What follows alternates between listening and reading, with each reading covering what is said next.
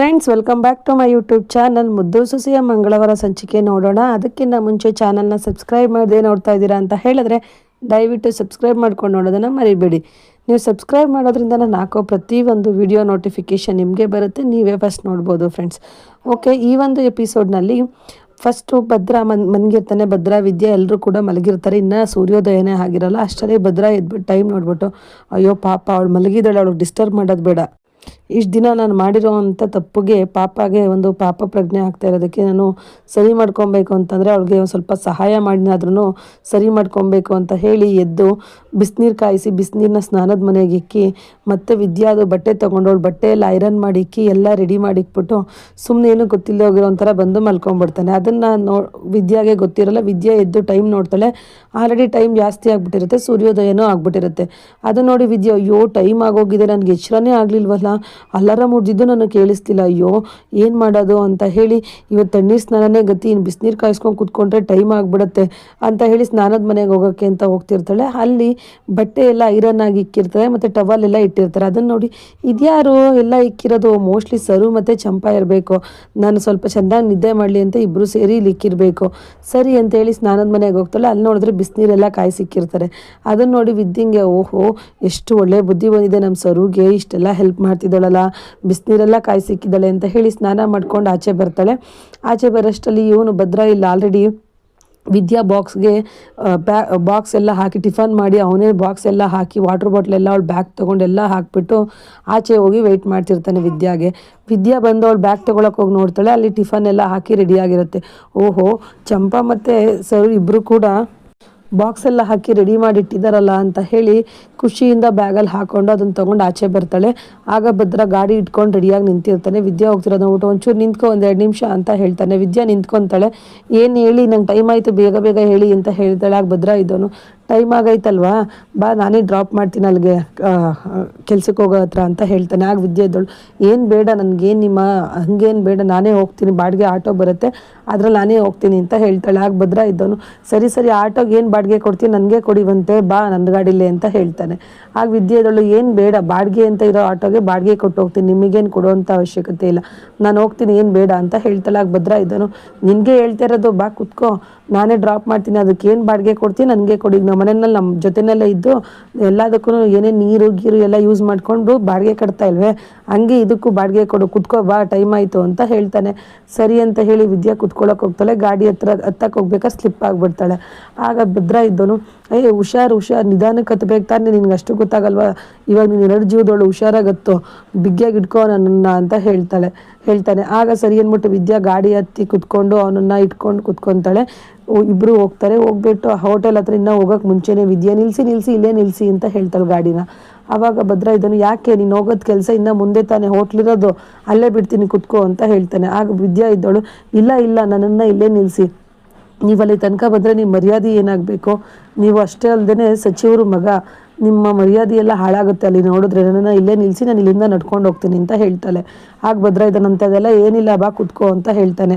ವಿದ್ಯಾ ಇದ್ದವಳು, ಇಲ್ಲ ನೀವು ಸಚಿವರು ಮಗ, ನಾನು ಫಸ್ಟೇ ಸಚಿವರು ಸೊಸೆ ಅಂತ ಗೊತ್ತಾಗ್ಬಿಟ್ಟಿದೆ, ನೀವಲ್ಲಿ ನನ್ನನ್ನು ಕರ್ಕೊಂಡೋಗ್ಬಿಟ್ರೆ ಜನಗಳು ನೋಡೋ ರೀತಿ ಎಲ್ಲ ಬೇರೆ ಆಗಿರುತ್ತೆ, ಎಲ್ಲ ಮೀಡಿಯಾದವರೆಲ್ಲ ಏನಕ್ಕೆ ಕೆಲ್ಸಕ್ಕೆ ಸೇರಿಸಿರೋದು ಈ ಹೋಟೆಲಲ್ಲಿ ಅಂತೆಲ್ಲ ನಿಮ್ಮನ್ನು ನಮ್ಮ ಮಾವನ್ನ ಮರ್ಯಾದೆ ತೆಗಿತಾರೆ, ಬೇಡ ನನ್ನನ್ನು ಇಲ್ಲೇ ನಿಲ್ಲಿಸಿ, ನಾನು ಇಲ್ಲಿಂದ ನಡ್ಕೊಂಡು ಹೋಗ್ತೀನಿ ಅಂತ ಹೇಳಿ ಅಲ್ಲಿಂದ ನಡ್ಕೊಂಡು ಹೋಗ್ತಾಳೆ. ಭದ್ರಾ ಇದ್ದವನು, ಓಹೋ ಏನು ಪಾಪ ನಮ್ಮ ಮನೆ ಮರ್ಯಾದೆ ಉಳ್ಸೋಕ್ಕೆ ಇಷ್ಟೆಲ್ಲ ಮಾಡ್ತಾಳೆ ಇವಳು, ನನಗೆ ಬಾಡಿಗೆ ಕೊಡೋಕೆ ಬರ್ತೀಯಾ ಅಂತ ಹೇಳಿ ವಿದ್ಯಾ ಮತ್ತೆ ವಾಪಸ್ ಬಂದ್ಬಿಟ್ಟು, ಅಯ್ಯೋ ನಾನು ನಿಮಗೆ ಬಾಡಿಗೆ ಕೊಡೋದೇ ಮರ್ತೋಯ್ತು, ತಗೊಳ್ಳಿ ಅಂತ ಹೇಳಿ 100 ರೂಪಾಯಿ ಕೊಡ್ತಾಳೆ. ಆಗ ಭದ್ರಾ ಇದನ್ನು, ನಿಂತ್ಕೊಳ್ಳಿ ನಾನು ಚೇಂಜ್ ಕೊಡ್ತೀನಿ ಅಂತ ಹೇಳಿ ಚೇಂಜ್ ಕೊಡೋಕೆ ಹೋಗ್ತಿರ್ತಾನೆ. ಆಗ ವಿದ್ಯೆ ಇದ್ದಳು, ಚೇಂಜ್ ಏನು ಬೇಡ, ಇವತ್ತು ಬೆಳಗ್ಗೆ ನೀವು ನನಗೆ ನೀರು ಕಾಯಿಸಿ ಮತ್ತು ಬಟ್ಟೆ ಎಲ್ಲ ಐರನ್ ಮಾಡಿಕ್ಕಿರೋದಕ್ಕೆ ಚಾರ್ಜು ಅಂತ ಅಂದ್ಕೊಳ್ಳಿ, ನನಗೇನು ಚೇಂಜ್ ಬೇಡ ಅಂತ ಹೇಳ್ತಾಳೆ.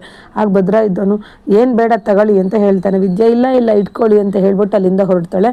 ಆಗ ಭದ್ರಾ ಇದ್ದವನು, ನನಗೆ ಚೇಂಜ್ ಕೊಡ್ತೀಯಾ, ಹಂಗಾದ್ರೆ ನಾನು ಕೂಡ ನನಗೆ ಚಾರ್ಜ್ ಕೊಡ್ತೀಯಾ, ಹಂಗಾದ್ರೆ ನಾನು ಕೂಡ ನಿನಗೆ ಬಾಡಿಗೆ ಕೊಡಬೇಕಾಗತ್ತೆ, ನೀನು ಅವತ್ತು ನಾನು ಮಳೆ ನೆಲ್ಕೊಂಬಂದಾಗ ನನಗೆ ದೊಗೆ ಕೊಟ್ಟು ಬಿಸಿನೀರು ಕಾಯಿಸಿ ಸ್ನಾನ ಮಾಡಿಸಿ ಬಟ್ಟೆ ಎಲ್ಲ ಕೊಟ್ಟಿದ್ಯಾ, ಅಂಥದ್ರಲ್ಲಿ ನಾನು ನೀನು ಕೊಡಬೇಕಾಗತ್ತೆ ಬಾಡಿಗೆನ, ಆದರೆ ನಾನೇನು ಕೊಡಲ್ಲ, ನೀನು ಇಷ್ಟೆಲ್ಲ ಮಾಡಿರೋದು ನನ್ನ ಮೇಲಿನ ಪ್ರೀತಿಯಿಂದ, ಆ ಪ್ರೀತಿಗೆ ನಾನು ಬೆಲೆ ಕಟ್ಟಕ್ಕಾಗದೆ, ನಾನೇನು ಕೊಡೋಕ್ಕೆ ಚಾನ್ಸೇ ಇಲ್ಲ ಅಂತ ಹೇಳಿ ಅಲ್ಲಿಂದ ಭದ್ರಾ ಖುಷಿಯಾಗಿ ಹೊರಡ್ತಾನೆ. ಮತ್ತಿನ್ನೊಂದು ಕಡೆ ಶಿವರಾಮೇಗೌಡರು ಕೂತಿರ್ತಾರೆ. ಅಲ್ಲಿಗೆ ಭಗೀರಥಿಯವ್ರು ಬಂದ್ಬಿಟ್ಟು, ಶಿವರಾಮ ತಗೊಳಪ್ಪ, ಇವತ್ತು ಉಲ್ಕೇರಮ್ಮನ ದೇವಸ್ಥಾನಕ್ಕೆ ಹೋಗಿದ್ದೆ, ತಗೋ ಕುಂಕುಮ ಇಕ್ಕೋ ಅಂತ ಹೇಳಿ ಕುಂಕುಮ ಇಕ್ಕೊಳಕ್ಕೆ ಕೊಡ್ತಾರೆ. ಶಿವರಾಮೇಗೌಡರು ಕುಂಕುಮ ಇಕ್ಕೊಂತಾರೆ. ಆಗ ಭಗೀರಥಿಯವ್ರು ಅಲ್ಲೇ ನಿಂತಿರ್ತಾರೆ. ಯಾಕವ ಏನಾರು ಹೇಳ್ಬೇಕಿತ್ತಾ ಅಂತ ಹೇಳ್ತಾನೆ.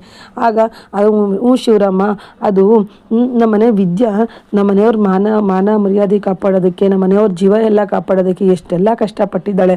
ಅಂಥದ್ರಲ್ಲಿ ನಾವು ಅವಳು ಮಾಡಿರೋದು ಒಂದೇ ಒಂದು ಚಿಕ್ಕ ತಪ್ಪನ್ನ ಕ್ಷಮಿಸ್ತೇನೆ ಹಾಗೆ ಇದ್ದರೆ ಅದು ಸರಿ ಹೋಗುತ್ತಪ್ಪ.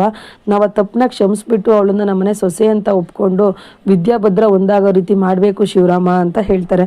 ಆಗ ಶಿವರಾಮೇಗೌಡರಿದ್ದವರು, ಹ್ಞೂನವ್ವ, ನಾನು ಕೂಡ ಅವಳು ಮಾಡಿರೋ ತಪ್ಪನ್ನ ನಾನು ಯಾವತ್ತೋ ಮರ್ತುಬಿಟ್ಟೆ. ಅವಳು ಯಾವಾಗ ನಮ್ಮ ಮನೆಯವ್ರ ಜೀವ ಎಲ್ಲ ಕಾಪಾಡಿದ್ಲು ಮತ್ತು ನಮ್ಮ ಮನೆಯವ್ರ ಮರ್ಯಾದೆ ಕಾಪಾಡಿದ್ಲು, ಆವಾಗಲೇ ನಾನು ಎಲ್ಲ ಮರ್ತುಬಿಟ್ಟಿದ್ದೀನಿ ಅಂತ ಹೇಳ್ತಾರೆ. ಅದನ್ನು ಕೇಳಿ ಭಗೀರಥಿಯವ್ರು, ನಂಗೆ ನಿನ್ನ ಮಾತು ಕೇಳಿ ಶಾನೇ ಖುಷಿ ಆಯ್ತು ಕಣಪ್ಪ, ಅವಳ ಮೇಲೆ ಯಾವುದೇ ಕೋಪ ಇಲ್ಲ ಅಂತ ಹೇಳ್ದಲ್ಲ ಶಿವರಾಮ, ನನಗೆ ತುಂಬ ಖುಷಿಯಾಯಿತು. ಇವಾಗ ಅಷ್ಟೇ ಅಲ್ಲದೆ ಅವಳು ನಮ್ಮ ಕಣ್ಮಣಿ ಮದುವೆ ಬೇರೆಯವ್ರ ಜೊತೆ ಆಗಬೇಕಾದ್ರೆ ಅವನು ಯಾವನ ಮೋಸಗಾರ ಅಂತ ಗೊತ್ತಾಗಿ ಕಣ್ಮಣಿ ಜೀವನ ಕಾಪಾಡಿ ನಮ್ಮನೆ ಮರ್ಯಾದೆ ಕಾಪಾಡಿ ಎಲ್ಲ ಮಾಡಿದ್ದಾಳೆ. ಅಂಥದ್ರಲ್ಲಿ ನಾವು ಅವಳನ್ನ ಭದ್ರನ ಒಂದು ಮಾಡದೇ ಇದ್ರೆ ಹೆಂಗಪ್ಪ, ನೀನು ಹೇಳು ಭದ್ರನ್ಗೆ ಹೇಳಿದ್ರೆ ಅವನೆಲ್ಲ ಒಪ್ಕೊತಾನೆ ಅಂತ ಹೇಳ್ತಾರೆ. ಆಗ ಶಿವರಾಮೇಗೌಡರಿದ್ದರು, ನೋಡವ್ವ, ನಾನು ಭದ್ರನ್ಗೆ ಹೇಳಿ ಒಪ್ಪಿಸ್ಬೋದು, ಅವರು ನಮ್ಮ ಮೇಲಿನ ಪ್ರೀತಿಗೋಸ್ಕರ ಅವಳನ್ನ ಒಪ್ಕೊಂಡು ಜೀವನ ಮಾಡ್ಬೋದು. ಆ ಥರ ಬಲವಂತದ ಪ್ರೀತಿ ಎಲ್ಲ ಬೇಡ. ಅವನೇ ಅವಳನ್ನ ಕ್ಷಮಿಸಿ ಇಬ್ಬರು ಪ್ರೀತಿಯಿಂದ ಜೀವನ ಮಾಡ್ತಾರಲ್ಲ, ಅದು ಕಣವ ಜೀವನ ಅಂತ ಹೇಳ್ತಾನೆ. ಆಗ ಭಗೀರಥಿಯರಿದ್ದರು, ಸರಿ ಕಣಪ್ಪ ಶಿವರಾಮ, ನೀನು ಹೇಳೋದು ಕರೆಕ್ಟೇ, ಒಂದ್ಸಲಿ ಭದ್ರನ ಮನಸ್ಸಲ್ಲಿ ಏನಿದೆ ಅಂತ ಕರೆದು ಕೇಳ್ಬಿಡಪ್ಪ ಅಂತ ಹೇಳ್ತಾರೆ. ಸರಿ ಅಂದ್ಬಿಟ್ಟು ಶಿವರಾಮೇಗೌಡರು ಭದ್ರಂಗೆ ಕಾಲ್ ಮಾಡ್ತಾರೆ. ಭದ್ರ, ಏನಪ್ಪ ಬರ್ತೀನಿರಪ್ಪ ಅಂತ ಹೇಳಿ ಭದ್ರ ಅಲ್ಲಿಗೆ ಬರ್ತಾನೆ.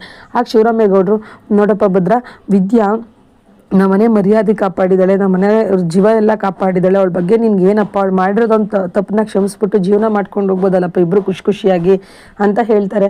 ಆಗ ಭದ್ರ ಇದ್ದವನು, ಹ್ಞೂ ಅಪ್ಪ, ನನಗೆ ಅವಳ ಮೇಲೆ ಒಂದೇ ಒಂದು ಚೂರು ಕೂಡ ಕೋಪ ಇಲ್ಲ. ಅವಳು ಯಾವತ್ತೂ ನನ್ನ ಜೀವಕ್ಕೆ ಜೀವ ಆಗಿರೋ ನಮ್ಮ ಅಪ್ಪನ ಜೀವ ಕಾಪಾಡಲು ಅವತ್ತೇ ಅವಳ ಮೇಲಿರೋ ಕೋಪ ಎಲ್ಲ ಹೋಗಿ ಅವಳ ಮೇಲೆ ಒಳ್ಳೆ ಮನಸ್ಸು ಇದೆ ನನಗೆ, ಅವಳ ಮೇಲೆ ಒಳ್ಳೆ ಪ್ರೀತಿ ಇದೆ ನನಗೆ ಅಂತ ಹೇಳ್ತಾರೆ.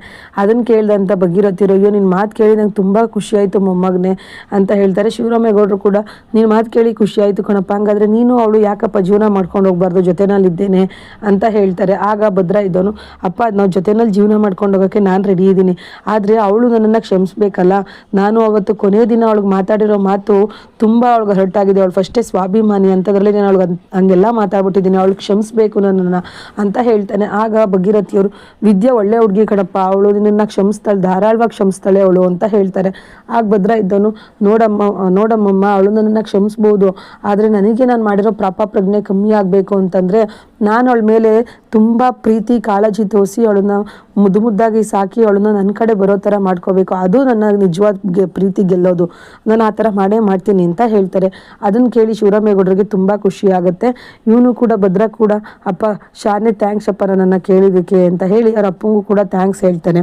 ಭಗೀರಥಿಯವರಿದ್ದವರು, ಉಲ್ಕೇರಮ್ಮ, ಹೆಂಗೋ ನಾನು ಬಂದು ಬೇಡ್ಕೊಂಡಿದ್ದಕ್ಕೆ ಕಣ್ ತೆರೆದು ನನ್ನ ಮೊಮ್ಮಗನ ಜೀವನನ ಕಾಪಾಡ್ಬಿಟ್ಟಿದ್ಯಾ, ನನ್ನ ಮೊಮ್ಮಗನಿಗೆ ಅವಳ ಮೇಲಿರೋ ಕೋಪ ಎಲ್ಲ ಹೋಗಿ ಪ್ರೀತಿ ಬಂದಿದೆ, ಅದೇ ರೀತಿ ಆ ವಿದ್ಯೆಗೂ ಕೂಡ ಕೋಪ ಕಮ್ಮಿಯಾಗಿ ನನ್ನ ಮೊಮ್ಮಗನ ಒಪ್ಕೊಂಡು ಇಬ್ಬರು ಸುಖ ಸಂಸಾರ ಮಾಡಲಿ ಅಂತ ದೇವ್ರ ಹತ್ರ ಬೇಡ್ಕೋತೀನಿ ಕಣವ ಅಂತ ಹೇಳಿ ದೇವ್ರ ಹತ್ರ ಬೇಡ್ಕೊಳ್ತಾರೆ.